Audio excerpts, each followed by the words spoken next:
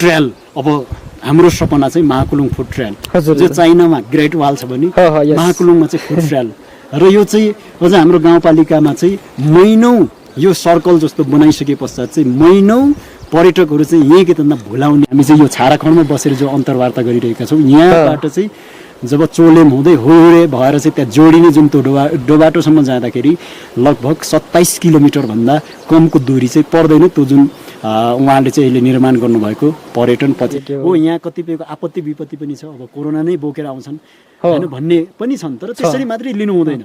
जो विदेशमा रहने हाम्रा जति पनि के भन्दा नागरिकहरू हुनुहुन्छ, विदेशी के भन्दा भूमिमा चाहिँ रोजीरोटीको सिलसिलामा हुनेहरूलाई चाहिँ यता आफ्नो स्वदेश फर्काउने जुन यो चाहिँ निर्णय गरेको छ र हाम्रो सरकारले नगर्दै गर्दा पनि अर्थात् हाम्रो सरकारले त्यो नल्याउँदा पनि अमानवीय ढङ्गले चाहिँ विदेशबाट चाहिँ अब यहाँ लखेट्ने जुन अब यो कतिपय त्यस्ता खालका एकदमै अमानवीय के भन्दा कामहरू पनि हुन लागिरहेको अवस्थामा भारतले इन्डियाले छिटोभन्दा छिटो नाकाबन्दी लगाओस्, तर यसले होइन नेपाललाई होइन सिङ्गो के भन्दा भारतलाई नै यसले घाटा पुग्छ।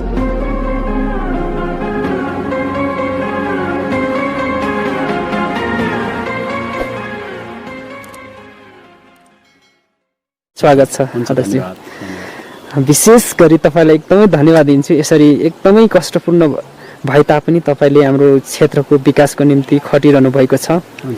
विभिन्न ठाउँमा पुग्नुहुन्छ, सिलुछो लगायत साल्पा यता पाँच पोखरी विभिन्न ठाउँ हाम्रो पर्यटकीय स्थलहरू धार्मिक स्थलहरू लगायतका विभिन्न मार्गहरू निर्माणको क्रममा तपाईँको ठुलो योगदान छ, त्यसको लागि म धन्यवाद दिन्छु।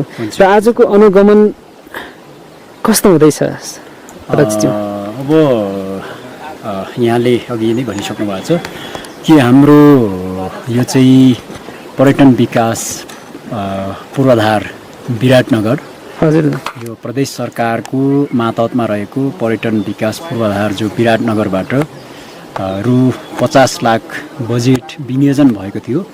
हजुर, हाम्रो गाउँपालिका वडा नम्बर 3 छेसकामदेखि धार्मिक स्थल र अझ यो चाहिँ नेपाल सरकारको 100 डेस्टिनेसनभित्र परेको 100वटा गन्तव्यभित्र चाहिँ परेको जुन पर्यटन आकर्षणको चाहिँ गन्तव्य मध्येमा एक जो परेको चाहिँ जो पाँच पोखरी हो, त्यो पाँच पोखरीसम्म जानको लागि त्यहाँ बाटोको लगभग नमुना पनि थिएन, तर त्यो बाटोबाट चाहिँ अझ पदयात्रा मार्ग पर्यटकीय पदयात्रा मार्ग निर्माण गर्ने शीर्षकमा जसरी त्यो बजेट छुटेको थियो। हुन त म अलिकति यसलाई स्पष्ट पार्न चाहन्छु, बजेट पनि अलि अन्योलतामा थियो।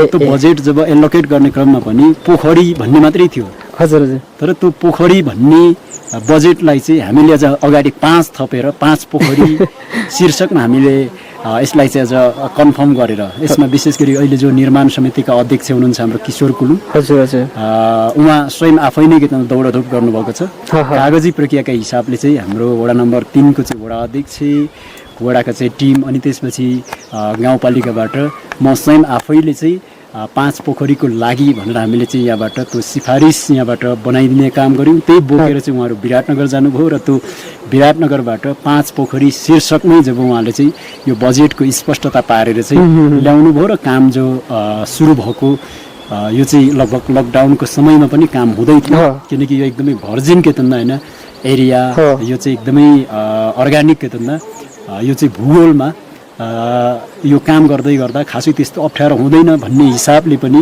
काम अगाडि बढिरहेको थियो। र हामी यसकै के भन्दा अध्ययनको सिलसिलामा अवलोकनको सिलसिलामा हिजो अझ हामीले चाहिँ सकाएर फर्क्यौँ र जब यो चाहिँ छेसकामको र यता महाकुलुङ अहिले 2 नम्बर वडाको सिमानाबाट सुरुवात गरिएको जुन बाटो चाहिँ हामीले अवलोकन गर्दै गयौँ, वास्तवमै धेरै आकर्षक, यति धेरै मनमोहक छ। हजुर, तपाईँ पहिलोचोटि हिँड्नुभएको होला? यो बाटो एकदमै पहिलोचोटि, यो पहिलोचोटि हो। यो बाटो चाहिँ विशेष गरी त्यही छेसकामवासीहरू चाहिँ यो तीर्थयात्राको क्रममा जति पनि 5 पोखरी जाने क्रममा उहाँहरू चाहिँ एकदमै झुन्डिँदै जो त्यहाँ चाहिँ मालिङ्गो छ, मालिङ्गो खर र त्यो चाहिँ मालिङ्गो खरको सहायताले चाहिँ झुन्डिँदै अझ त्यसरी चाहिँ प्रार्थना गर्न जाने, देवधाममा चाहिँ जाने जुन अब त्यो ठाउँ रहेछ, त्यो ठाउँबाट चाहिँ बाटो जुन उहाँहरूले खन्नुभएको छ एकदमै ग्रुप वाइज गरेर उहाँले बाटो खन्नु भएको रहेछ। अझ उहाँहरू ग्रुप बिचमा पनि प्रतिस्पर्धा भएको देखियो। यो नराम्रोको लागि होइन, राम्रो काम कसले गर्ने, अझ बढी होइन काम चाहिँ कसले गर्ने भनेर यसरी उहाँहरूको चाहिँ त्यो ग्रुप वाइजमा पनि प्रतिस्पर्धा हुँदै काम अगाडि बढाउँदा लगभग हाम्रो अनुमानमा, हुन त हाम्रो चाहिँ यहाँ हाम्रो साथमा मेरै साथमा चाहिँ हाम्रो गाउँपालिकाकै सहायक इन्जिनियर चाहिँ जुन जानुभएको छ टिम वडा अध्यक्ष हामी गएका थियौँ र त्यसरी जाँदै गर्दा हामीले हेऱ्यौँ उहाँले चाहिँ त्यसको मेजरमेन्ट को लागि सम्पूर्ण रिपोर्टहरू नाप नक्सा सबै निकाल्दै हुनुहुन्छ कति आउँछ। तर हाम्रो अनुमानमा लगभग 27 किलोमिटरभन्दा बढी लामो छ कि यो चाहिँ जहाँबाट होइन स्टार्टिङ भयो त्यो बाटो निर्माणको काम सुरु भयो त्यहाँदेखि चाहिँ जो माथि चाहिँ 5 पोखरीकै ओल्लोपट्टि चाहिँ जुन डोबाटोसम्म जो अहिले हामी चाहिँ यो छाराखण्डमा बसेर जो अन्तर्वार्ता गरिरहेका छौँ यहाँबाट चाहिँ जब चोलेम हुँदै हुरे भएर चाहिँ त्यहाँ जोडिने जुन त्यो डोबाटोसम्म जाँदाखेरि लगभग 27 किलोमिटरभन्दा कमको दूरी चाहिँ पर्दैन त्यो जुन उहाँले चाहिँ अहिले निर्माण गर्नुभएको पर्यटन पदयात्रा मार्ग। भनेपछि यो जस्तो तपाईँको यो यताबाट छाराखरबाट पनि जान्छ छेसकामबाट बुङबाट ठ्याक्कै हिँड्दा र छेसकामबाट हिँड्दामा कहाँबाट छिटो हुन सक्छ यदि जाने हो भने हामी? अब सरासरी हिँड्नै मात्रै हो भने त लगभग बाटो हामीले चाहिँ म उतापट्टि चाहिँ पहिलोचोटि अब यता यो चाहिँ यो बुङबाट खिरौले हुँदै यो भिरथाप्ला छाराखोर हुँदै चाहिँ जुन चोलेम फोक्टे चोलेम हुँदै चाहिँ जुन होरे भएर जुन दो बाटो माथि चाहिँ 5 पोखरी यतापट्टि अथवा कुङ्केलो छ भन्दा यतापट्टिको जुन गहिरोमा चाहिँ त्यहाँ बाटो मिसिन्छ। यो चाहिँ अलरेडी होरे भन्दा उतापट्टि मिसिने हो कि? हजुर, होरे भन्दा उतापट्टिको चाहिँ जो गहिरोमा त्यहाँ चाहिँ जुन डोबाटो भनिन्छ त्यो ठाउँमा चाहिँ जोडिन्छ छेसकामबाट। अहिले जुन यो चाहिँ निर्माण भएको नयाँ केतनमा निर्माणाधीन पर्यटकीय पदयात्रा मार्ग र यहाँबाट यो चाहिँ अलरेडी यो त धेरै पहिलादेखि चलिरहेको जुन यो चाहिँ अब रुट हो यो चाहिँ एकदमै पुरानो छ, इस्टाब्लिस भइसकेको यो चाहिँ त्यहाँ केतनमा यसको सङ्गम स्थल भनेको चाहिँ दोबाटोमा हो। र त्यसैले अब यो कुन चाहिँ छिटो हुन्छ भन्ने जो कुरा आयो वा कि कुन चाहिँ राम्रो हुन्छ भन्ने कुरा पनि दुईटा कुरा। अब यसलाई राम्रो अब यताको र उताको भनेर अहिले केतनमा यसलाई चाहिँ मान मर्दन हुन्छ जस्तो लाग्छ मलाई। यता तर म भन्न चाहन्न, तर असाध्यै सौन्दर्य छ। पहिलोचोटि हिँड्यौँ छुट्टै मजा हुन्छ त्यताबाट जानुको पनि। एकदमै नयाँ रुट छ र सँगसँगै एकदमै डाँडा भालेको चाहिँ सियोर जस्तो जुन यो चाहिँ एकदमै के भन्दा सियोर माथि जस्तो यस्तो डाँडा यति धेरै होइन आनन्द यति धेरै चाहिँ अब त्यहाँको चाहिँ जुन प्रकृतिले चाहिँ जुन यो चाहिँ होइन सिर्जित प्रकृतिले दिएको जुन उपमाहरू चाहिँ हामी हेर्दै जाँदाखेरि यति धेरै के भन्दा आनन्दको महसुस गरियो। वास्तवमै हामी भन्दै पनि आएको थियौँ यो 2 दिन 3 दिनको समयमा हामीले यो प्रकृतिले दिएको जुन सौन्दर्यताहरू जसरी चाहिँ हामीले अध्ययन गऱ्यौँ अवलोकन गऱ्यौँ हाम्रो के भन्दा आँखामा चाहिँ यसलाई कैद गर्दाखेरि हाम्रो 5-6 दिनको चाहिँ आयो चाहिँ हाम्रो बढ्यो भने नै हामीले अब यसरी पनि हामी चर्चा गर्दै आयौँ। हजुर अध्यक्षजी, बाटोको कुरा त जुन कुन सजिलो कुन छिटो भन्दा पनि एक प्रकारले छेसकामको पनि आफ्नै महत्त्व छ यताको पनि आफ्नै महत्त्व छ। अध्यक्षज्यूले भनिहाल्नु पनि भयो, यहाँले पनि बुझ्नु पक्कै पनि भइसक्यो दर्शकहरूले पनि। अध्यक्षज्यू अब यो पर्यटनकै कुरा आज हुँदैछ होइन, तपाईँसँग त कुरा गर्ने भने त अब 2-4 दिन पनि सिद्धिँदैन विषयगतमा जाने विभिन्न कुरा गर्ने भने। अहिले पर्यटन यो हामीले पदमार्ग गर्दैछौँ जसको मतलब नै पर्यटन हो। लकडाउनले गर्दा हाम्रो यो साल अर्थात् अब अर्को सिजनमा पनि होला होइन अलिकति हाम्रो एकदमै धाराशाहीमा छौँ। पर्यटन व्यवसाय लगायत अब विभिन्न निकाय नै बन्द छन्, तैपनि अब यो निर्माण अवश्य नै हुन्छ र लकडाउन पनि अवश्य नै खुल्नेछ होइन। कोरोनालाई अवश्य नै जित्नेछौँ पक्कै पनि हामी विश्वास गरौँ। र पर्यटनकै बारेमा कुरा गरौँ। हाम्रो महाकुलुङ गाउँपालिकामा पर्यटन विकासको लागि विशेष के योजनाहरू छ तपाईँले गर्नुभएको र तपाईँ व्यक्तिगत आफ्नो सोचको पनि कुरा यहाँ राखिदिनुहोस् न। धन्यवाद, यो धेरै महत्त्वपूर्ण क्वेसन छ। पक्कै पनि गाउँपालिकाले यो महाकुलुङ गाउँपालिकालाई समृद्ध बनाउने अर्थात् समृद्ध महाकुलुङ बनाउने भनेर चाहिँ हामीले सामूहिक अठोट लिएका छौँ। त्यो अठोट पुरा गर्ने के भन्दा क्रममा हामी अगाडि बढी नै रहेका छौँ। निरन्तर तपाईँ हामी सबै सम्पूर्ण जनप्रतिनिधिको टिम हाम्रो चाहिँ कर्मचारी त्यसपछि सम्पूर्ण महाकुलुङवासी हामी एकाकार भएर के भन्दा अगाडि बढी नै रहेका छौँ।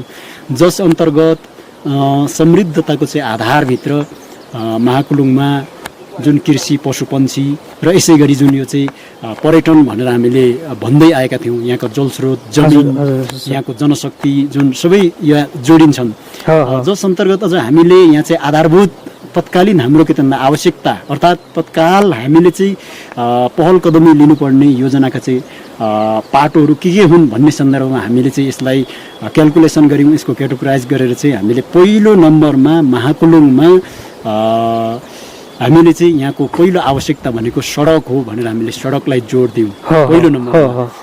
र हामीले चाहिँ महाकुलुङ जुन यो चाहिँ गाउँपालिकाको गौरवको आयोजना अन्तर्गत महाकुलुङ चक्रपथ निर्माणको जो कामलाई लगभग पुरा गर्ने सम्पन्न गर्ने एउटा चाहिँ त्यो फेजमा होइन अन्तिम के भन्दा फेजमा हामी छौँ। र सँगसँगै अर्को जुन हामीले चाहिँ यहाँ स्वास्थ्यको पाटोलाई स्वास्थ्यमा लाग्छ महाकुलुङ गाउँपालिकाले छलाङ मारेको छ, किनकि 5वटा वडामा स्वास्थ्य संस्था र अझ गाउँपालिका स्तरीय चाहिँ महाकुलुङ प्राथमिक अस्पताल उद्घाटन गरिसकेका छौँ र यसमा सञ्चालन र नियमित रूपमा यहाँबाट सेवा सुविधाहरू अहिले प्रवाह भइरहेको छ।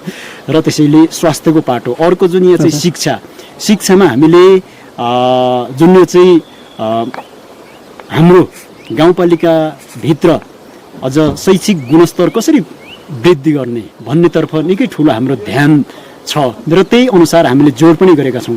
लाग्छ हाम्रो गाउँपालिकामा यहाँको के भन्दा आवश्यकता उपयुक्तताका आधारमा गाउँपालिका शिक्षा अनुदान जो हामीले चाहिँ कार्यक्रम राख्यौँ, लगभग यहाँ शिक्षा क्षेत्रमा चाहिँ अहोरात्र अझ बेसिकल्ली आधारभूत के भन्दा तहमा जगमा चाहिँ खटिराख्नु हुने इसिडी र परिचरलाई चाहिँ अझ हामीले कम्पलसरी 12,000 उहाँहरूको चाहिँ सेवा सुविधा चाहिँ पुर्याउने भनेर जसरी हामीले चाहिँ त्यो निर्णय गऱ्यौँ, यो एउटा हाम्रो गाउँपालिकाको लागि निकै महत्त्वपूर्ण के भन्दा निर्णय हो जस्तो लाग्छ कि अब यसरी हामीले गऱ्यौँ। यसमा 1 करोड 6 लाख र त्यसपछि शिक्षण सिकाइको लागि हाम्रा जति पनि अब शिक्षकहरू हुनुहुन्छ, हाम्रा चाहिँ अर्थात् जुन गुरुवर्गहरू हुनुहुन्छ, उहाँहरूको पनि शिक्षण सिकाइप्रतिको चाहिँ विकास गराउने उद्देश्यले हामीले जुन रिट नेपालसँग चाहिँ जुन साझेदारी कार्यक्रम गरेका छौँ र यसै गरी हामीले जुन यो चाहिँ शिक्षा शाखा व्यवस्थापन गरेर अझ यो शैक्षिक गुणस्तरमा अझ कसरी कामहरू चाहिँ गरेर अझ थप यहाँ चाहिँ हामीले उपलब्धि हासिल गर्ने भन्नेतर्फ यो हाम्रो ध्यान हो। र अलिकति समय यसमा लिएर भन्न चाहन्छु, भौतिक पूर्वाधारतर्फको काममा गाउँपालिकाको बजेटलाई हामीले यहाँ लगानी गर्न अझ हामीले चाहिँ त्यो काम गरेका छैनौँ कि हामीले विभिन्न यहाँ चाहिँ एनजिओ हाम्रो गाउँपालिकाभित्र कार्यरत रहेका विभिन्न एनजिओ आइएनजिओसँग चाहिँ जस्तै जी फाउन्डेसन नेपाल, यसै गरी जुन यो चाहिँ हिमालयन ट्रस्ट, यसै गरी जुन एक्सन फर नेपाल र इको हिमाल लगायतका जुन यहाँ चाहिँ क्लासरुम इन द क्लाउड्स यस्ता सङ्घ संस्थाहरूसँग अझ साझेदारी गरेर र त्यसपछि अझ यहाँ चाहिँ शिक्षा इकाइ र जुन यो चाहिँ पुनर्निर्माण प्राधिकरण जुन शिक्षासँग समेत हामीले चाहिँ समन्वय गरेर हामीले अझ यो चाहिँ भौतिक संरचनाको पाटोतर्फ भवन, शौचालय, खानेपानी, तारबार, खेल मैदान आदि इत्यादिको सन्दर्भमा अझ यसरी चाहिँ उहाँहरूलाई लगानी के भन्दा गर्नको निम्ति त्यो वातावरण हामीले गरिदिने र त्यसपछि यसको चाहिँ गुणस्तरको के भन्दा पाटोबाट चाहिँ गाउँपालिकाले अझ विशेष यतातर्फ ध्यान दिने भन्ने यही के भन्दा बुझाइ, यही के भन्दा थिम्सका अनुसार चाहिँ हामीले कामहरू अगाडि बढायौँ। लाग्छ केही मात्रामा हुन त यो चाहिँ फेरि सफ्टवेयरको पार्ट हो। सफ्टवेयरको पार्टमा ढ्याक्कै के भन्दा हामीले चाहिँ हार्डवेयरको पार्ट जस्तै कुनै के भन्दा बिल्डिङ बनाए जस्तो बनाइहाले जस्तो त्यो के भन्दा देखिने पार्ट देखिने कुरा होइन, तरै पनि यो के भन्दा अदृश्य रूपमा भए पनि यो के भन्दा देखिन्न। तर फेरि यो अनिवार्य हामीले चाहिँ यसमा कुनै सुधार नल्याइकन यसमा प्रगति नगरिकन फेरि अगाडि बढ्न सकिन्न, यो कुराप्रति हामी स्पष्ट छौँ। र त्यही अनुसार चाहिँ शिक्षा क्षेत्रमा पनि हामीले निकै ठुलो के भन्दा जोड बल र मेहनत के भन्दा गरिरहेका छौँ।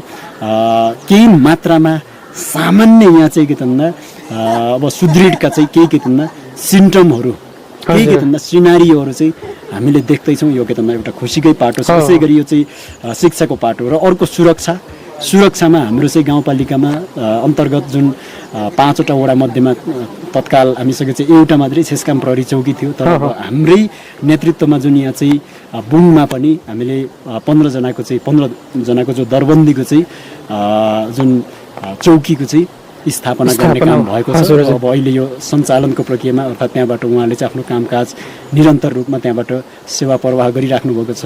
र यसै गरी हामीले जुन यो चाहिँ गाउँपालिकामा यो चाहिँ जति पनि विकास निर्माणको होइन अन्य पाटोबाट जो हामीसँग चाहिँ कृषि को चाहिँ गतिविधि पशुपन्छीतर्फको गतिविधि अब पशुपन्छीको पाटोमा चाहिँ हिजो साँच्चै नै के अब हाम्रो यहाँ गाउँपालिकावासीहरूमा यहाँका चाहिँ हाम्रो आम कृषक नागरिकहरूमा चाहिँ के पशुपन्छीलाई पनि उपचार हुन्छ गर्नुपर्छ र भन्ने त्यस्तो खालको चेतना थियो। तर अहिले वास्तवमा यति होइन धेरै अवेरनेस भएको छ र हाम्रो गाउँपालिकामा अझ होइन भेटनरियन डाक्टर हुनुहुन्छ। सायदै नेपालकै 753वटा स्थानीय तह मध्येमा हाम्रो गाउँपालिकामा पनि भेटनरियन डाक्टर रहेको सिनियर हुनुहुन्छ। र त्यसैले यही गाउँपालिकामा चाहिँ कमसेकम अपरेसन गर्ने होइन अपरेसन गर्ने सुविधा महाकुलुङमा पाउनु भनेको यो सामान्य कुरा होइन। हेर्दै गर्दा त यो केही पनि होइन।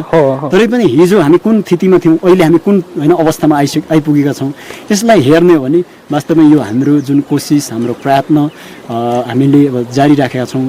र यसै गरी जुन पर्यटनको चाहिँ जुन अहिले जस्तो अब अरू कुरा थुप्रै आयो, जस्तो कृषिमा नै अलिकति कुरा गरौँ होइन। कृषि पनि पर्यटन जस्तै हाम्रो एउटा महत्त्वपूर्ण पाटो हो। कृषि र कृषक बिना हामी कोही पनि बाँच्न सक्दैनौँ, चाहे डाक्टर चाहे पाइलट होइन, जो पनि नेता जनता सबैजनाको निम्ति यो कृषि अनिवार्य छ।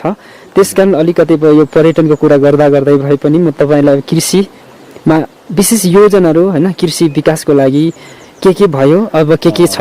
अब अहिलेसम्म भएका जति पनि गतिविधि अहिलेसम्म हामीले गरेका कामको सन्दर्भमा मैले अब यसको फेरिस्त राख्दा निकै यो लामो जान्छ। पोइन्टमा एक प्रकारले गर्ने भने यतातर्फ म समय लिन चाहन्न। पक्कै पनि हामीले इमान्दारीपूर्वक केही कोसिस गरेका छौँ।